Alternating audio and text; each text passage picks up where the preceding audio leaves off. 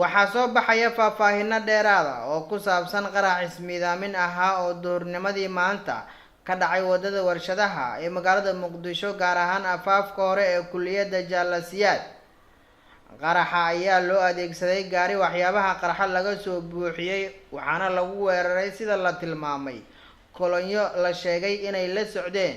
ciidamo Talyaani ah kuwaas oo ka soo baxay xarunta wasaaradda gaashaandhigga ee dowladda federaalka Soomaaliya oo halkaa aan ka fogeyn.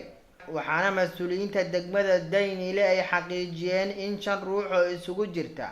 arday iyo dad shacab ah inay waxyeello ka soo gaartay qaraxaasi halka dad ka badan 2 ruuxna ay ku geeriyoodeen sida uu tilmaamayo gudoomiye ku-xigeenka amniga iyo siyaasadda ee degmada Daynile ee gobolka Banaadir Axmed Nuur Maxamed. gaari qarax waxyaabaha qarxa ay ku jiraan ayaa jidka waxa la dhahay gawaari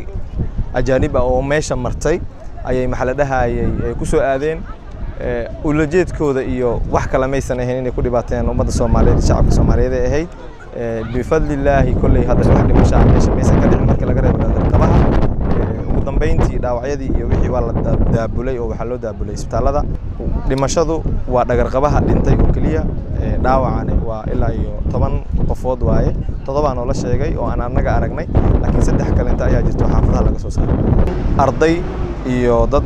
maxaa la dhahay wadada marin ay u ahayd maadaama wadada saxmadeeda aad ay u badan tahay ay tahay wadooyinka ugu waaweyn magaalada ay kamid tahay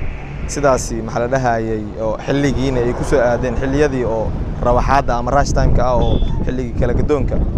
xilliga qada iyo waxaas loo cararayay ardayda iskoolada laga soo daayay marka aad iyo aad aan uga xunnahay in ardayda waxay ku jiraan dhaawacyaduna waxa loo daabulay ama loo qaaday isbitaalka Digfeer. laamaha ammaanka ee dowladda federaalka Soomaaliya ayaa ilaa haatan ka hadlin qaraxaasi iyo khasaaraha rasmiga ah ee ka dhashay waxaana mas'uuliyadda qaraxan sheegtay xarakada Al-Shabaab.